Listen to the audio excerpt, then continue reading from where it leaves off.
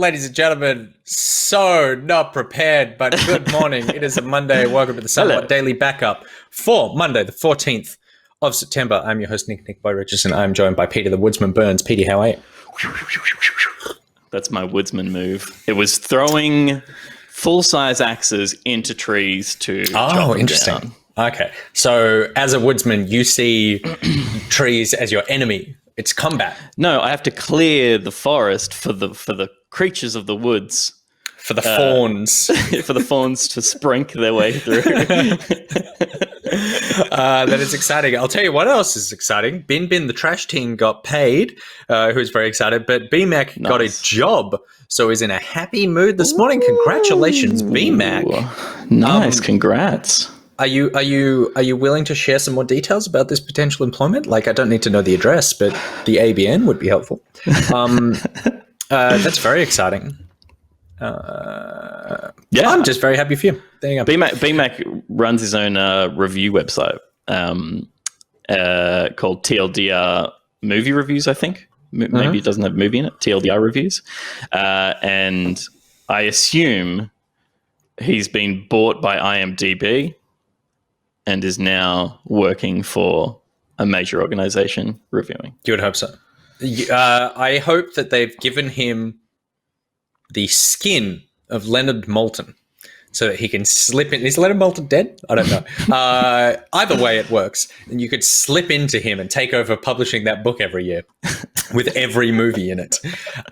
Bin the Trash Tin also just gifted 5 subs to viewers. Travis C. James, Chaotic Out, Gilsey, Hubbardor, and Queen Catdog are all the recipients, and has just gifted 5 more. So stop wasting your money. Yeah, I know. You should absolutely be using that on the Patreon. Invest. So you should head to patreon.com/backpocket. Leonard Maltin is very much alive, says GCAP or GCAP, which is, not for long. That wasn't a threat. That was just an observation. Welcome to the Somewhat Daily Backup, where, of course, the news show where we give you everything you need to know about the show business of video games. We have a ton of stories happening. Obviously, on BackPocket last Thursday, we made it just in time for the Xbox price reveals of the Series X and the S, but things have happened since then, so let's jump into it. None of this would be possible without the help of, objectively, the greatest pocketeer out of all of you. It's Tim, and Tim supports the Somewhat Daily Backup, sponsored by Tim and his Learn Programming Academy. If you want to learn programming from a man named Tim, then you want to check out this graphic happening in what appears to be slow motion. Slow motion? By going to lpa.dev/backpocket, or you can just ! Tim in the chat to bring up that link. Now, look, if you ! Tim in the chat, go away. If you are ! Tim in the chat, and I do believe you should, you have to click on the Nightbot link that takes you to that page, and you have to read that document. And then, I'm not saying you have to sign up, but it would be fantastic if you did sign up, because Tim's a very nice man, and Tim wants to teach you, like he has taught nearly 1 million students with the Learn Programming Academy. All the tutorials to learn programming are video-based. You don't need to read anything. You will need to type some things, I assume, but that's about the extent. They're all easy to watch. They're for all skill levels. You can watch them offline on your phone, and they're cheap, because Tim has taught 1 million people. So I assume he's made $20 million. And so he can afford to now give it to you for $20 or less a course. So if you want to become a programmer for $20, which just seems like such a steal, head to Learn Programming Academy. And if you don't want to think of it in like a nerdy coding way, think of it as becoming bilingual. You'll be a person of the world. Yes, I like that. It's the language. It's the universal language, right? They use the same coding in I don't know, Slovenia. I would say so. You would think so?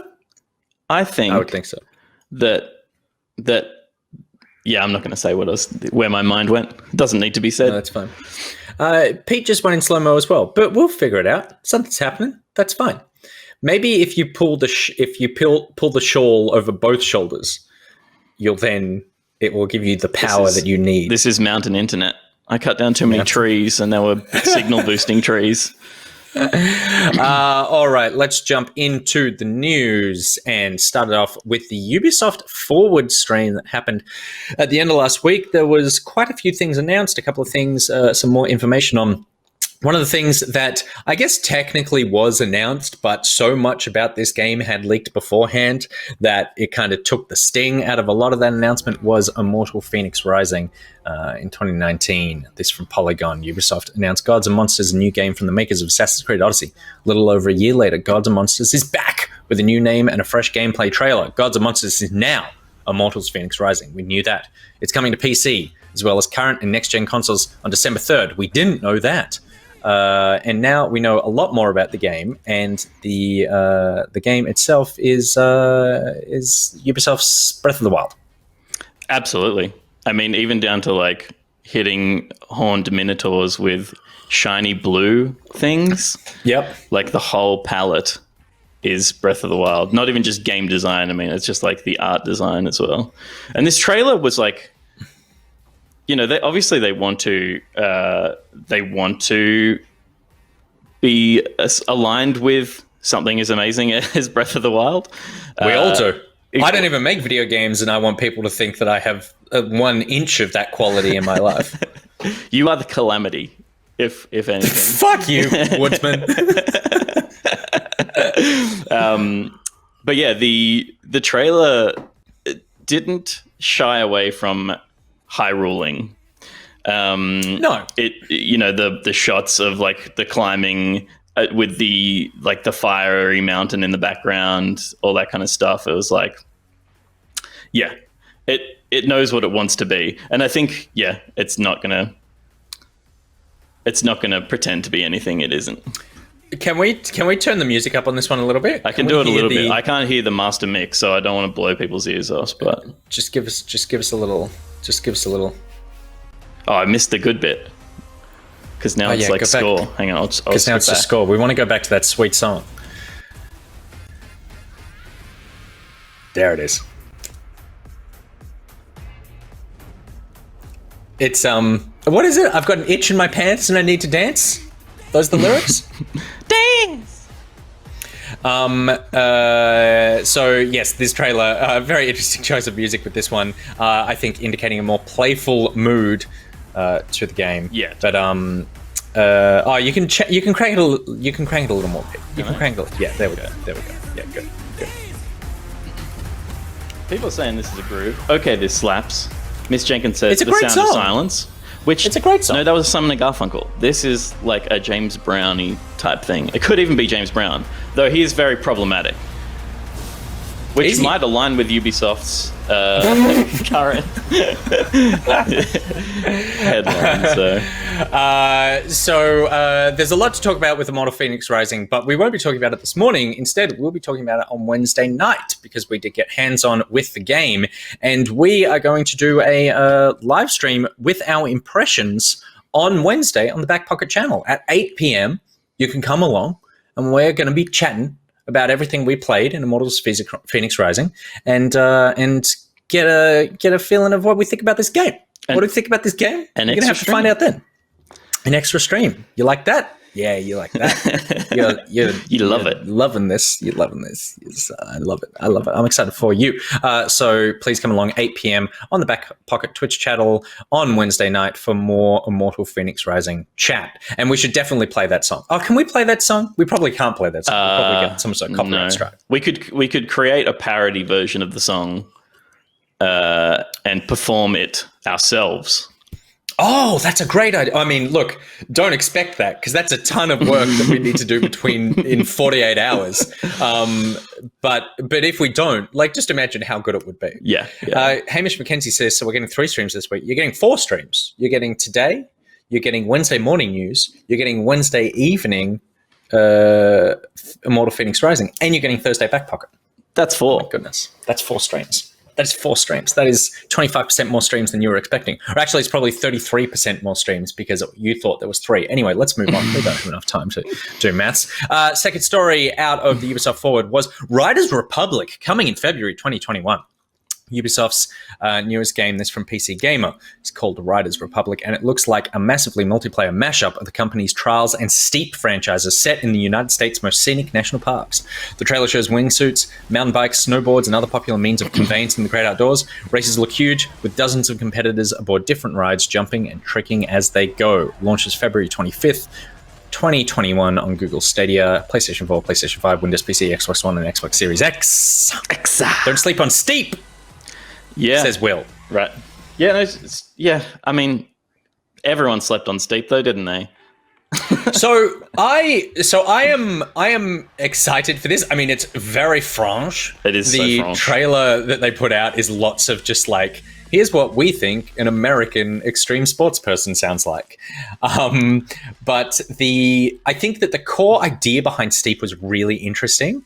I think that the problem with it is it wasn't very arcadey, and it was quite sort of like, we're trying to sort of simulate more than stimulate. And so so even though you could jump around and, jump between disciplines and that sort of thing, it kind of had a bit of a straighter feel to it, whereas this feels more like, oh yeah, it's like Tony Hawk's version of skateboarding as opposed to Skate's version of skateboarding.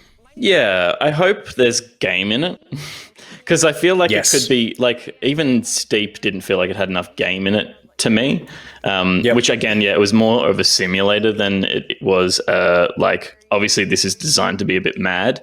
It feels like it could have like a Fall Guys kind of like first one down the mountain kind of thing, like everyone falling over each other and like taking each other out and that sort of thing. But yeah, I'm worried that it will be an amazing technical achievement to get that many people move. Like if the netcode of this works, I'll be astounded, particularly if there's that amount of people in it, which I doubt there will be. This is kind of just like, this is a trailer and it looks like there's 300 people on bikes and 1,000 people skiing and 400 people in wingsuits. So it's like, who knows what the final numbers will be, but it'll be. But I mean, like, it's just a battle royale, right? Like, but they're like 60 to 100. Yeah, but like Battle Royale, I feel like, now I'm talking off the top of my head here, but I feel like I've seen Fortnite trailers where it's just like hundreds of people running towards a thing. Like this is not a gameplay trailer, like you said. No, totally. So, sorry, I'm not picking on it for not being able to achieve that. Stop picking on it. Don't sleep on Steep. Don't sleep on Steep. But yeah, I just feel like it's going to be like a cool experience for the hour that you jump into it and then never go back to it, because there's not enough in it. Yep. Yeah, it's not. No, go on. No, well, I was going to say it's going to be interesting because stuff like this, stuff like I mean, I spoke about Spell Mage before, but you look at Fall Guys, taking the idea of what the Battle Royale is, which is just this, which I guess is, you could argue that MMOs and stuff have done this where it's people running around, but now MMOs really put huge groups of people together in some sort of competition. And so this seems to be the way that new multiplayer is moving, of like, let's just get a bunch of people all doing the same thing at once. But you're right. It entirely depends on whether or not the actual game and most likely the actual like drip feed, carrot stick, here's your next objective of what you're trying to do here, feels good. Of course, it's also running up against the issue that Steep had and did pretty well with, but you're making lots of different disciplines and you have to make them all feel really good. So there's a difference between riding a bike and riding a glider. Yeah. And so both of those, you kind of want them to be the best version of what that can be, rather than the sort of mid-tier, well, we needed to focus on the bikes for a while, but then we had to move on to the gliders. So, and also like, you're playing GTA and you get on a bike and it works, and that's a miracle. Yeah. Whereas here, the bike riding needs to be incredible somehow. Yeah, because it's the only thing. Because it's like, that's what you have in this game. These guys can probably get away with subpar shooting. Yeah. That's what they can do. The bike riding needs to be amazing, but the open world shooting GTA style can be just okay. Yeah. The torture scenes need to be just average. Yeah, totally. They've stitched together a bunch of the national parks in America. I think like the environments look pretty cool. Absolutely. I am personally cautiously optimistic about this. I think that if it works, it will be a ton of fun. I like this kind of arcadey sports games. That's my favorite kind of sports game, I suppose. And this, if they nail the drip feed, level up objective, just like, oh, one more trick, one more little thing to do, explore an open world on a bike, then that's something that could get me very interested. And if not, then don't sleep on seat. Do we need M&Ms? No, we don't. We don't need M&Ms. Today we have 12 buckets of chocolate arriving at the office. Oh my God. Enjoy that. The last thing I would say about this is that it's going to rely on the player base making it fun. Yes. Like we saw in that, like, there's just a dude running around as a mascot on foot. And like, it's cool that you theoretically have the option to do that and to just be like someone who's there to entertain other people. Like, like it has chosen to play for 20 minutes as like, I'm just going to run around in this funny suit. Totally. And so I think if they can cultivate a player base that wants to entertain each other and wants to like have fun with each other, then it'll be great. But I just worry that gamers suck and it won't happen. But I mean, this thing looks cool right now. This is like amazing. This is Trials, but like leveled up to 1,000. So yeah, I am into that. Yeah. And can you imagine the battle pass in this? There's going to be so many battle passes with so many outfits. So Riders Republic coming February 2021. We don't need to wait too long, and I'm sure we'll be getting some sort of hands-on impressions of it towards the end of the year.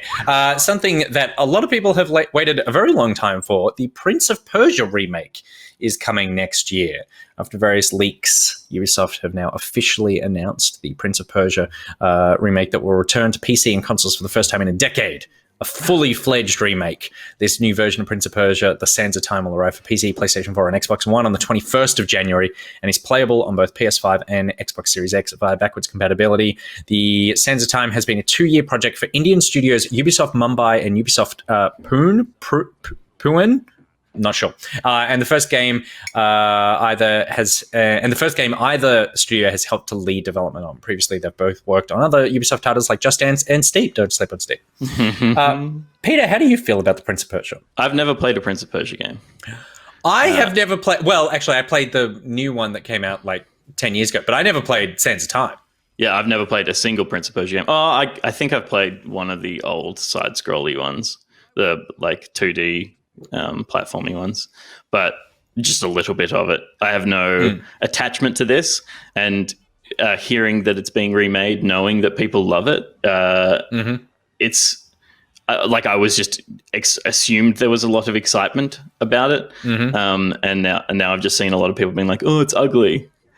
It's like, yes, I'd be stoked to get a remake of like Banjo-Kazooie that looked this much better than Banjo-Kazooie, like in terms of like a scale up. But yes, obviously it doesn't look like a modern AAA. Think about how many Mario freaks were excited for Mario 64 to be in a slightly weird aspect ratio running on your Switch. Yeah, that looks exactly the same as it used to.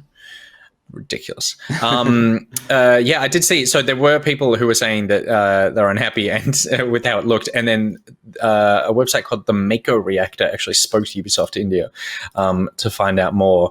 And the response was, obviously, when you touch such an iconic game, our main challenge as a team for production was actually to provide the right feeling of gameplay for Prince of Persia because it's such an iconic game. The aerobatics, the velocity of the prince, and really wanted to respect the brand for the fan and the player to understand why The Sands of Time was the first game in its genre and created a new trend in gaming industry. But the actual challenge that they had was a technical headache with the rewind and slowdown mechanics, like the slow motion rewind stuff that is in the Prince of Persia games, that the engine that they use for a lot of Ubisoft titles, the Anvil engine, is just not equipped to do that.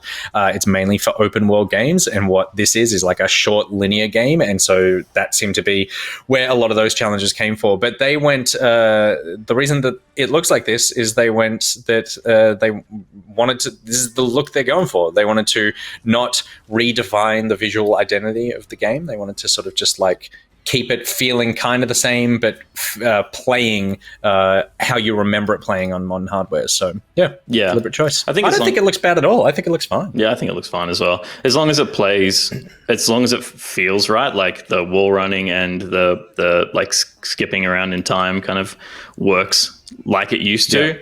I think once people get their hands on it, they'll be satisfied. Again, if the price point is right. I don't think people want to pay full fare for a remake of a game that maybe doesn't feel like it's a new game, but yeah.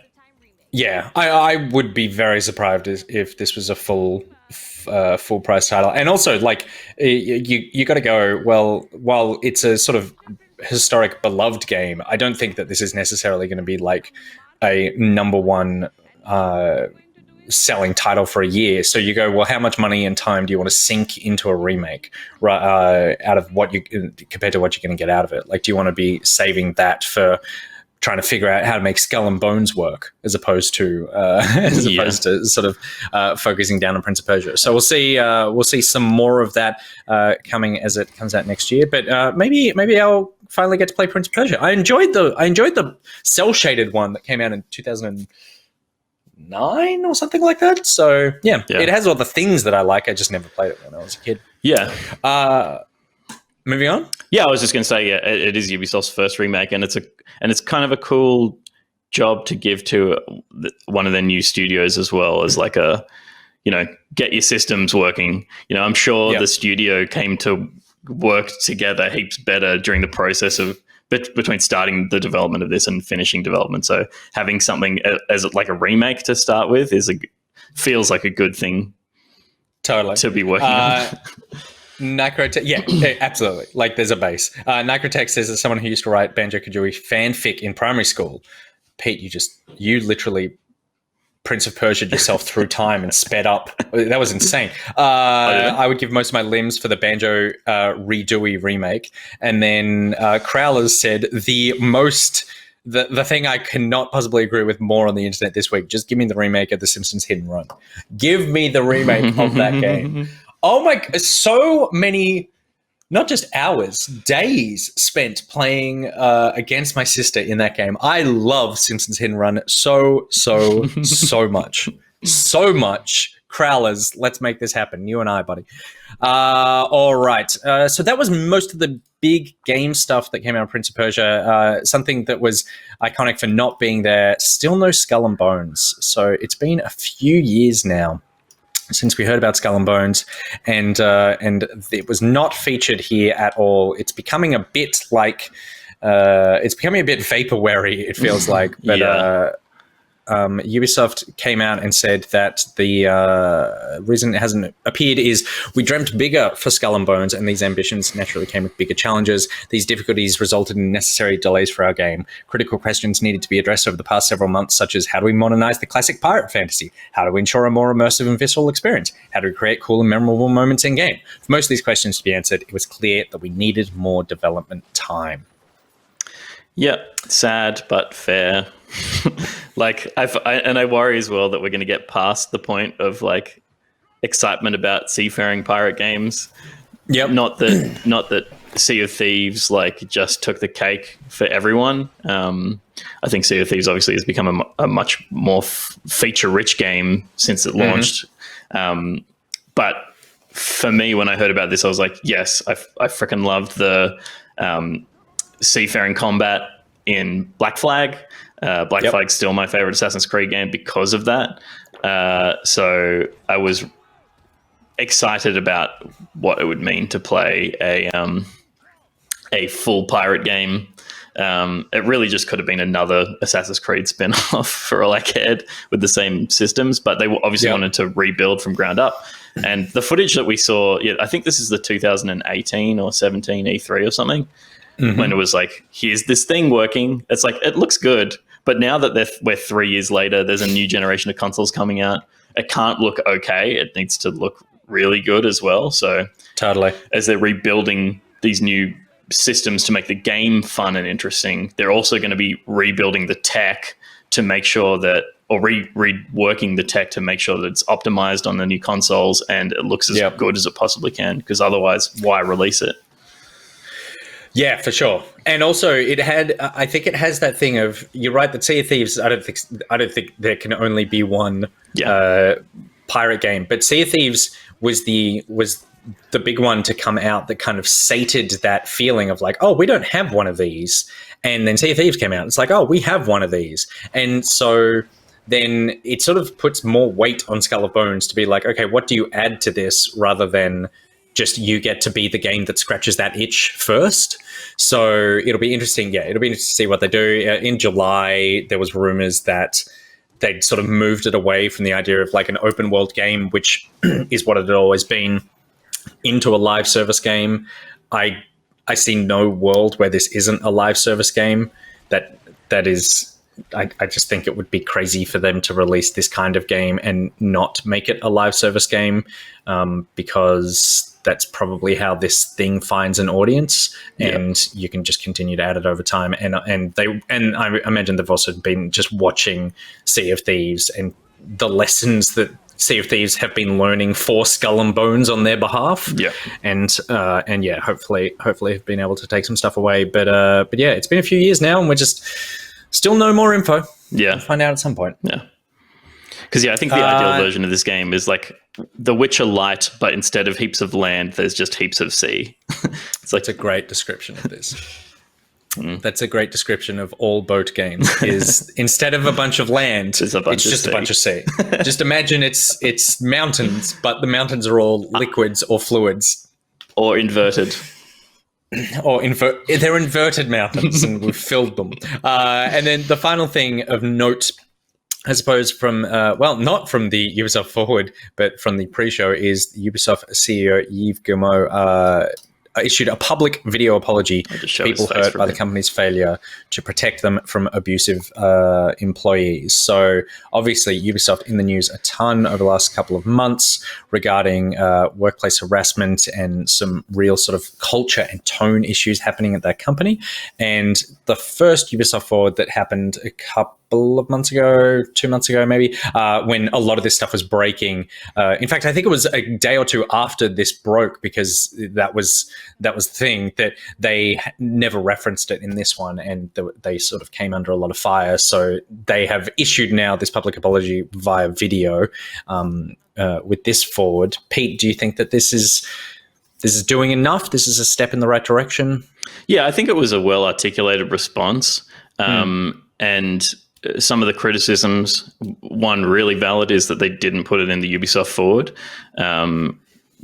They almost hid it in releasing it on the same day, but not as part of the same thing. So it kind of was like, we put it out there, but we didn't like bring that much attention to ourselves again. And, that's part of a media strategy, I'm sure. But I do think his message is actually pretty good. Is it late? Maybe, but also obviously there's a lot of internal processes that have to happen while they were investigating this. People were let go. I'm not going to defend a big company, but they're obviously not the easiest things to run, and they have some systemic problems. And if you take them at face value, they're working to fix that. It should have been fixed years ago, but I think he did a decent job, except for the fact that he didn't blink through this whole delivery. So he's obviously reading off a teleprompter, and there's just jump cuts in it as well. So it's like there's not a blink in the whole video, I think. Yeah. It is, and I'm seeing in chat, let me know in chat what you think about the apology as well, because, oh my God, man, please blink, says Hoffy. Evil Net said he did let all this happen. And I mean, it's technically true. And again, Pete, I'm with you. I don't want to defend a big company at all. There's no place for any of that. That should not exist. Everything that happened should not be happening.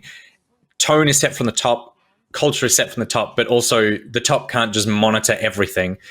Like, there are things that happen in massive companies that you just don't know about, and that what it is that, like, it seems like there's just been a breakdown in the systems that are supposed to be stopping this, that the communication flows, internal systems, internal processes, that they all seem to be breaking down. if they break down, it's then hard to identify this stuff. And that's why really toxic behavior can go unnoticed for so long, because the systems aren't working properly. But you think the systems are working properly, so you think there's no issue. But yeah, it is, it's obviously been a big deal. Ubisoft have let go a bunch of people. They've been pretty good at clearing house with a lot of it, but it just continues. And I mean, stuff is broken even in the last couple of days about more allegations against different parts of the company. So it does seem like they have a pretty big job on their hands to be able to get rid of the toxic behavior. They've come out, they've said multiple things in the past. This is the first sort of real video apology and sort of making it much more known. We now go, okay, well, if I'm going to take you at face value, like you said, Pete, it's now like we got to hold your feet to the fire as you fix this. You claim that you didn't know what's happening. Now you're saying that you need to fix it. We got to see you fix it. If you don't fix it, that's a real big problem. Yeah. So yeah, we'll see how it goes. All right, that's everything Ubisoft. Let's move on to something that I don't understand. Before we jump into it, oh please, I just want to pick up on something that I got to look up the name again because I thought I had it, but I don't have it. It's Sun Egg the Petulant, I think. Excellent. Sun Egg the Petulant asked, because they're not familiar with the concept of games as a service, and so you say it all the time, but I don't know what it is. Do you want to give them a little rundown? I can. Games as a service is how they get you. That's how they get you. Games as a service is basically a live game that updates. So oftentimes they're free. They don't have to be, but it's the kind of thing where you're playing it and it's not just you complete a single player adventure and then you put the game away and you never play it again. Games as a service, they want you to continue coming back to the game, to continue playing. They continue to add content to it. They update it with new missions, characters, objectives, locations. There's generally microtransactions. It's a living, breathing game. So games as a service are Fortnite, Rainbow Six Siege, like World of Warcraft is a games as a service. Like most games now are games as a service where you are going that Destiny 2, that these are games that they want you to continue playing and invest a bunch of your time and potentially money into. And that, so that's kind of a games as a service, I suppose. Did I get that right? I feel like I've never had to define that. I've kind of just inherently known, but now I'm saying it out loud. I'm going to say yes because my internet freaked out harder than it has all morning, and I kind of disappeared for a little bit, but it was good that you were talking. Yes. GTA Online, yes. The Division, yes. Destiny 2, absolutely. So that's your games as a service. So then the idea with something like Skull and Bones being games as a service is that they'll continue to add new pirate ships. They'll add new pirate maps where you can get new pirate treasure. They'll add new pirate islands. They'll add new pirate factions. They'll add new pirate outfits. They'll add new pirate parrots. It's just a bunch of pirate shit will be added to the game.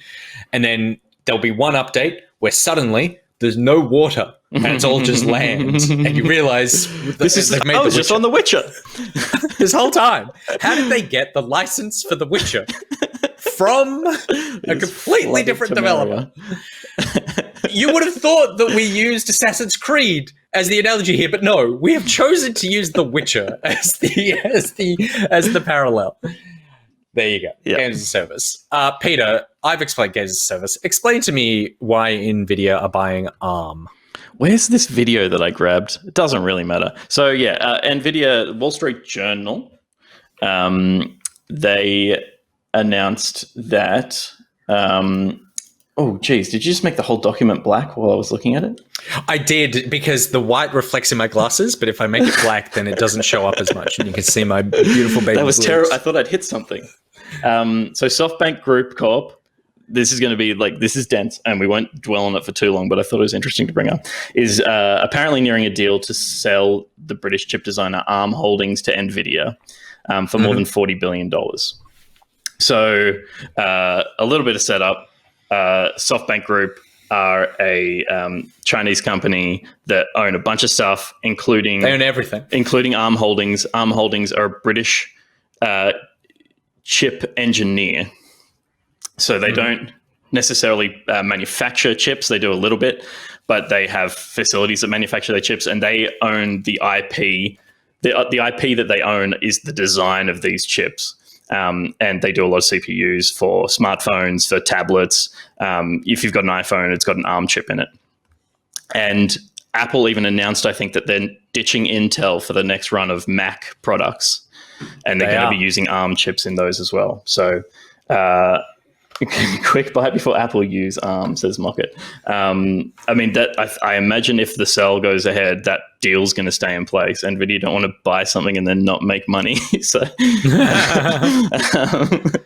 So what this gives NVIDIA, obviously well-known GPU manufacturer or engineer,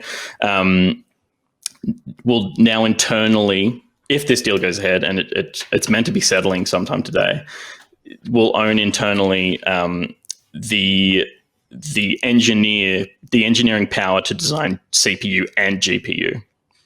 Whereas before they were GPU only. And so on a boring business level, that's going to give them better access to like government contracts where they can design CPU, GPU configurations that are in line and not having to source anything third party. So, Intel and AMD always win those kind of bids. Yeah. Probably because it's more affordable too, and because they can design internally just really streamlined CPU to GPU. This will also mean that NVIDIA, like that's the boring side of it and probably the smart business part of it. But what I'm hoping it also means is that NVIDIA become more interested in the mobile scene. Obviously, they've tried to do handheld things before. I'd like to see them have a crack again, using their owned ARM processors to GPUs, CPUs to GPUs, and make something really shit hot, and maybe even get into the mobile market and just mix things up a bit. We see Razer with phones that are for gaming, and Samsung and Apple obviously are kind of market leaders. It'd be cool to get another little party in there that's an option for gamers to go like, this is just spec'd for high refresh rate, good GPU performance in little games and stuff. And particularly we've got like xCloud and stuff coming, and I know that's streaming, but to get some really good system performance in there, that's designed specifically for gaming, could be really cool. Yeah, totally. Acronyms everywhere, sorry. The other thing that it does, I assume, and I don't know too much about this, but the reason obviously that consoles have been able to make these big leaps forward, and then it's like PCs move at this not glacial but sort of more steady, consistent space, is that consoles can future-proof themselves for a few years, and that games can start looking better and better on them because you know exactly what you're getting with a console. That you go, okay, I'm going to make. When you make a game, all the parts, you know exactly what parts. The parts are all the same in every single Xbox that you buy. So you can engineer a game directly for those parts. And the problem with PC is that there are thousands of different PC parts, and there are versions, micro differences in every single version. So everyone's computer is kind of different. With NVIDIA doing this, then it means that two parts of the computer can start talking to each other directly.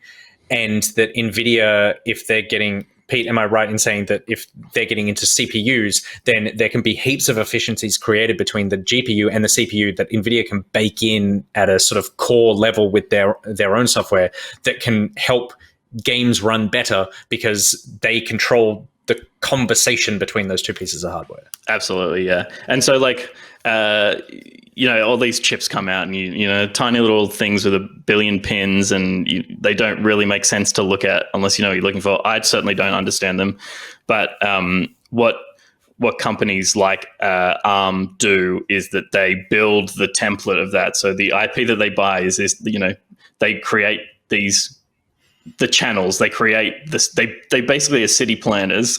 They make sure all the traffic flows properly, and they do it on a larger scale. And these like multi-million-dollar chipsets that they design are what then get scaled down and printed in, Taiwan and China and stuff like that.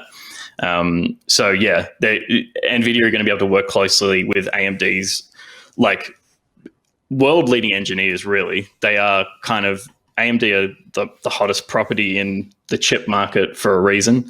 So it's not just that they're buying IP, they're also buying the engineers that work there who are clearly brilliant at what they're doing. So yeah, it'll be interesting to see, where NVIDIA get their CPU, GPU kind of combinations coming out of ARM in Britain and getting printed, and see what happens. Yeah, cool. There you go. Did I say AMD? I meant ARM. It's exciting to know that I will probably buy a 380 in a week and a half. And as soon as I buy that 380, even before I've bought that 380, I already know that a better thing is being worked on that will shit all over the expensive thing that I'm about to buy. Yeah. So that is just the life of someone who buys graphics cards. The life of someone who loves video games, clunky transition, but we'll roll with it, is to slowly learn more about them. More details have been revealed about Black Myth Wukong, and I bring this up because, Pete, this is such a you and I game. Yeah. I mean, I would argue that this is a you, me, Gus, and Steph game. Totally. It can hit all 4 points in the back pocket quadtractor because it has a fascinating world, looks like awesome gameplay, looks spectacular, and is coming in 3 years or less. And those are the 4 things that we love. So more details got released because IGN China got an exclusive interview with the game science studio who are developing it. And this trailer came out a couple of weeks ago, wowed the internet. Everyone sort of went, oh my God, this looks amazing. And the interesting thing that I took away from this interview is that in what also appears to be very much from the outside, very much a Chinese culture thing, that the studio have gone, we've made a huge mistake. and that we did not want people to get this excited about this game. We didn't know that they would get this excited about the game. We just thought we were making something good, but it turns out everyone loves it. And expectations are now through the roof. And they're worried that they're going to No Man's Sky themselves, so that they are basically like, we don't want to talk about this anymore. We just want to shut up and make the game. Stop asking us questions. We'll give you this. And then we're not going to we're not going to talk about it anymore. And there was a quote in the article from the lead level designer, or about the lead level designer. And so this is written by someone who works at Ubisoft China. And so they went into the studio, gave an interview, and then said that the lead level designer is the kind of person in the company who didn't care about the feedback after the trailer was being released. Fen, who also co-founds the company, teased him for being a defeatist. But the truth is that Zhang is the type of person who has the personality that can be described by a Chinese poem, quote, not overjoyed by external gains, also not saddened by personal loss. Zhang is very calm, down-to-earth kind of person. So just taking it in his stride. But yeah, I loved that they're like, everyone stop talking now, too much pressure. Yeah, it was almost like this needed to be shown at Gamescom and some angel investors and producers or something, for like a really slick vertical slice that people are like, oh, I want to put some money behind that and help you get it made properly, or get PlayStation to give them money for exclusivity or whatever. But then the world saw it and they were like, we want it now. Yeah, totally. It's like, it's not really for you yet. And some of the details that came out of the interview, it's supposed to be about 15-hour gameplay to be released in no less than 3 years from now, and it's already been in development for 2. There's going to be over 100 enemy types in the final game, including bosses. They've mentioned this before, that it's a gritty take on Journey to the West. The trailer shows 3 different monkeys. Players will have to wait to work out who the real Wukong is. The area in the trailer is called Black Wind Mountain and took about 6 months to build. The playtime of Black Wind Mountain is planned to be 30 to 60 minutes on normal difficulty, and it'll be one of the earlier levels. 4 or 5 versions of Black Mountain trailer were created before the demo we saw, which is entirely playable. And then the interesting thing for me, Black Myth Wukong is the first of 3 planned Black Myth games, each one drawing on different Chinese tales. They want to create a Black Myth universe, not unlike the Marvel Cinematic Universe. Yeah, very cool. I'm on it. And then she's on it. Siri. The final thing I mentioned about Siri's this is that Siri's on making a Black Myth universe. She's like, I'll handle this. I've got it. Don't worry, game science. The other thing I loved about this is that after the game's trailer went viral, the company saw 10,000 resumes flood into the studio for people wanting a job. They're looking for to hire 10 to 15 more people. They got 10,000 resumes, and they have got people turning up to the office directly, just knocking on the door and saying, I would like to work here. How can I work here? Let me work here. So that is a lot of hype for a game that hopefully will be able to live up to that. Yeah. A game that is trying to live up to its hype, Kenna Bridge of Spirits, getting delayed to 2021. Kenna Bridge of Spirits, the Pixar-esque action-adventure game about a young spirit guide, was revealed during Sony's PlayStation 5 event in June, has been delayed. It was set to be out later this year, but developer Ember Lab said that today, working from home because of COVID has slowed development down more than they hoped. Yeah, that's sad. Again, it's like that's the world we're living in at the moment. I mean, delays happened even before COVID, so I feel like these kind of launch window titles are just going to. I wouldn't be surprised if between now and even November we see another few kind of launch games get pushed back to early 2021. Totally. They gave all the reasons that you would expect for the COVID thing. I mean, it's hard, I guess, for PlayStation because at the moment the conversation around the new consoles and that sort of thing has been, well, there's not enough games, and particularly on Xbox. And the call was always, well, PlayStation at least seem to have some launch window exclusives that will be coming out. And then Xbox dropped their thing and were like, hey, it's a bit cheaper than you thought. There's a cool, less powerful one that's still awesome. You've got Game Pass. And then Sony are like, oh, also we need to delay one of our launch window games. So that is pretty bad timing for them. But I am excited for this game. Obviously, you just want it to be as good as it can be, and you don't want a shitty game coming out. It just sucks that we won't be able to play it as one of those games where you show off your new console before the end of the year. Yeah, I mean, it just looks so good. So sweet. So sweet. It's basically Dark Souls, but with a kid. Yeah.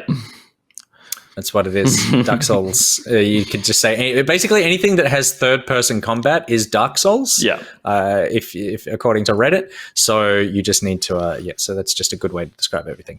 Rounding out the last couple of news stories quickly is Apple. I like this. Apple trolling xCloud and Stadia. So Pete, you've been loving watching the Microsoft Epic Apple fight, haven't you? Yes, I have. Hey, I'm just going to refresh my vMix call and see if it catches me back up a bit, because I am very far behind. So just riff for a second while I freeze like this, not blinking like Yves Guillemot.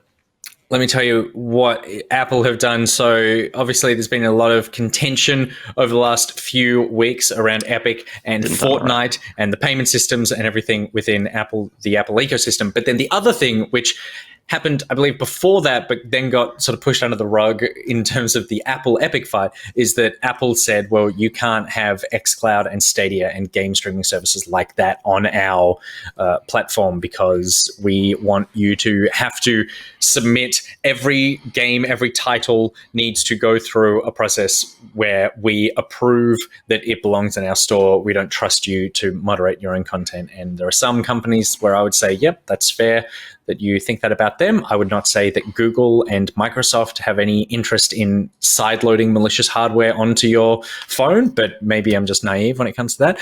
So they had Apple had banned xCloud and Stadia apps from being on there. They've now issued new rules for the App Store that are just such trolling with xCloud and Stadia. The new rules show that each and every game, that they will allow services like xCloud and Stadia on there, but each and every game must be a downloadable directly from the App Store individual app, and every game update must be submitted to Apple individually before a company could stream it to users. So that means that Microsoft or Google can't build a single sort of overarching xCloud or Stadia app that contains access to all those games. Every single game on the platform, which is ideally hundreds, if not in the future, thousands of games, need to be their own app on the store. You don't need to download the entire app. They don't need to run locally. They can still have the streaming software that is the core of those services, but you'll just have pages and pages of your phone will be filled up with individual games if you want to do that. So it just seems like, Pete, that they're not actually trying to help. If anything, they're trying to firm up their legal position. Yeah, it's a joke, right? It's what can you say? It's Apple own the platform. It's their right to do that. like, if that's how they want to play it, they're obvious. I mean, I don't think they look good to anyone, but they don't give a fuck. No. Like, they're just playing hardball because they can. Like, they don't really have a competitor platform. They do have the arcade, but they're not going out and attracting massive titles. It's such a different thing. Yeah, so it's such a different thing. It just seems like they are being dicks because they can. And that sucks for gamers who have iPhones because they want to be able to access all these cool services. So like maybe it's going to push some people away from iPhone, and it sucks for people who like want the xCloud experience and the Stadia experience, which, you know, does anyone want the Stadia experience at this point? But like, it sucks for people who want to partake in that, who are like, well, I don't have the device to do it now. I mean, of course you can do it on not your phone, but yeah, I don't know. Fuck them. Yeah, it's a bit of a dick move, and obviously they know they're flexing it because they go, well, because obviously you can go to Android. Android's the most popular operating system in the world. Android's huge.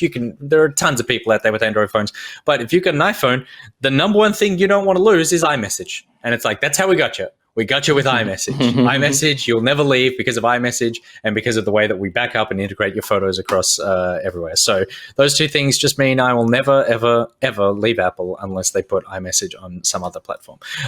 So yeah, it sucks, and it's just, again, like, token whatever. But the final thing for the morning's news, I did enjoy this. Microsoft have apparently hidden the Xbox Series X in videos for months, and none of us realized. None of us were savvy enough to catch it. It might have been leaked earlier this week from The Verge, but before officially being unveiled, Microsoft was hiding the Xbox Series X in plain sight months ago. Xbox chief Phil Spencer appeared in multiple interviews in July ahead of Microsoft's Xbox Game Showcase, and he hid an Xbox Series X on the shelves behind him. The official Xbox account revealed the elaborate prank today, and Spencer added that the Xbox Series X appeared in at least 3 YouTube video interviews before July. And I mean, should we blame ourselves for not noticing that? I know, it's just the most generic nothing white box on a shelf. It's like, oh, someone bought a Google Home and left the box of it on the shelf. Totally. And also, like, you know, like, obviously the Twitter account, the Xbox official Twitter account, had fun going like, oh, this has been a thing for ages. You didn't notice. But it's like, this video at the time had 4,500 views. It's like, yeah. No one noticed the video, let alone the console. So it's like, yeah, it was a fun little Twitter conversation, but it's not really a thing. What it actually feels like is like, this is how some developer or like junior in marketing gets hard.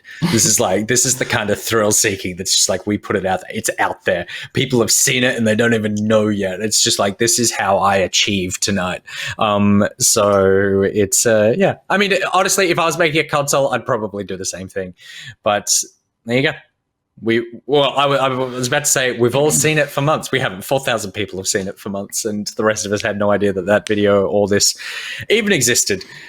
We need that tech difficulty pockety. It's just one of those. It's just mountain internet. It's mountain internet. He's a woodsman. He chopped down one too many trees. If my voice was lagging, it would be a problem. But you don't even need to see me. I should just be the pockety version of me.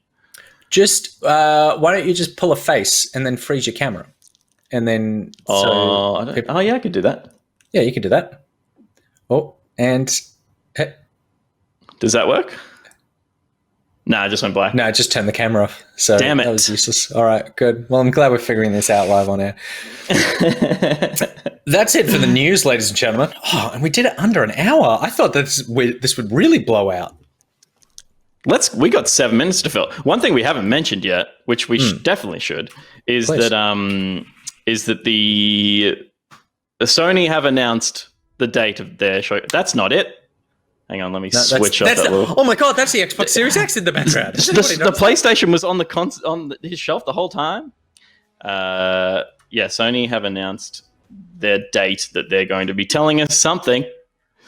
And it is this Wednesday, the 16th, but Thursday morning for us. So we'll at least get to see it before Thursday night show. Here's some blue rotating images. That's all they've given us so far. Hopefully we hear how much the thing's going to cost. Yes. I mean, I cannot imagine that is not what they're going to say. If they don't give a price and a date, then that is I don't know what you're doing as a company. Then you're just losing market share at that point.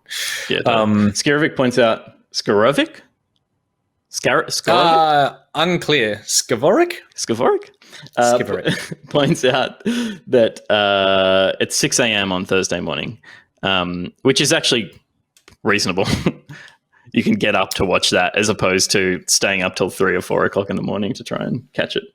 There you go. And we'll cover it on the Thursday night show. And one more piece of news that just broke. I'll just call an audible on this one. The Block 2020 episode 12 recap, Jimmy and Tam's winning streak comes to a screaming halt. So Jimmy and Tam, obviously, from the Block 2020, their hopes of a 5th straight victory were flushed away by their exhibitionist ensuite. After winning every single room reveal and challenge since the series began, the couple's controversial decision to rejig their architect's plans to position their walk-in wardrobe behind the bathroom was poo-pooed by judges Shayna Blaze, who I believe is also a WWE wrestler, Neil Whitaker, and Darren Palmer. And this from total shitshow website news.com.au. Why? Well, as put crassly by host Scott Cam, who I'll remind you is technically gold Logie winning, the country's most celebrated TV personality, Scott Cam. Yeah. If I was doing a Henry III and my wife wanted to get ready for work, she'd have to walk through the bathroom to get dressed. Now that's an image that'll be hard to shake, says this article that appeared on news.com.au, but it seems to be listed on realestate.com.au's domain. So that's very strange because that's where I go to buy houses, not find out about the poorly positioned and undersized wardrobe. The block and houses are attached. Yeah, but like you can't. Well, I guess you can buy them. Yeah, good point. There's a through line there. So yes, and people are saying make him him stop talking about the block. And I'm sorry, I will have to cut in there because we are running out of time. And of course, we got our last news story, which is comes from the Mirror in the UK, that Love Island USA contestants and fans alike were in tears this evening as fan favourites Jeremiah and James were dumped. Following a brutal recoupling, which saw the two fellas ditch, their new pals began to shed tears as the boys packed their suitcases. Obviously devastating to watch. Ariel Vanderberg was back on hosting duties again. Of course, good to have Ariel back, gathering the Islanders around the fire pit and telling them to make their decisions. Jeremiah, who'd recently been coupled with, as we all know, Rachel, stood stoically as she recoupled with Caleb. In front of them, apparently. And this followed from an earlier conversation in which he told her he felt like there was no longer a spark between them, which you need a spark on Love Island because why be on an island of love without a spark? That's the whole point of the show. Crowler says, Nick, make Pete stop. And Pete, that like even for me, that was appalling. So I got to need you to stop. Because who needs a job? This coming in from the Daily Mail. Sacked MKR judge Pete Evans smiles as he pockets $3.5 million from the sale of his Sydney mansion as he relocates to Byron Bay to open a healing clinic and I assume potentially kill a bunch of people. Disgraced celebrity chef Pete Evans sold his Malabar mansion for a whopping $3.5 million on Saturday. The anti-vaxxer, 47, appeared very confident as he took a stroll with his real estate agent moments before the auction kicked off. Clad in a denim button-up shirt and black board shorts, the conspiracy theorist grinned as he enjoyed a breezy discussion with his agent, who I assume will also probably die soon from some sort of related crystal emergency. And in lighter news, Spartacus, the serval cat, has been found safe after escaping from his home. In Merrimack, New Hampshire, a 40-pound, 18-kilogram African serval cat named Spartacus has been found safe and sound after escaping from his home and spending days in the New Hampshire wild. So there you go. There you go. I am Spartacus. Indeed. Sorry. No, that's okay. It's fine to interrupt. All I had to say is, Paris Hilton, is that you? Socialite looks very different, and she unveils her sophisticated Zoom makeover and plump pout while speaking out about being labeled a dumb blonde. So there you go. That's all the news we lost 50 viewers. That's all the news that is worth reading out on the internet. Oh no, sorry.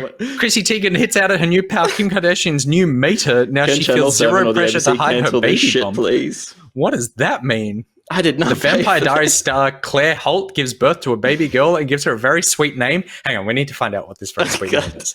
It is. I'll take nominations for what the sweet name is, and it's Ellie. What the hell? The news is it gives her a very sweet name, and it's Ellie. Not that there's anything wrong with the name Ellie. I think the name Ellie is very sweet, but that's not news. No, it was good. The name Ellie is not like news. If it was sandpaper or something like that, then I'd be like, okay, totally. that's a story. Yeah, like if here's my new baby, this is pickle fuck.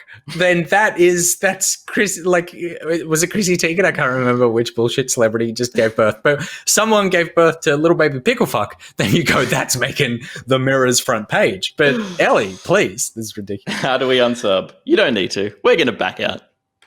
We are going to back out now. Our time. But if you do want to sub, then you should just click that subscribe button. If you've got what's it called? Prime Gaming now, I think it's called. Then you get a free sub every month. We would love to take your free sub. We'd love to take your paid sub as well if you want to give it over.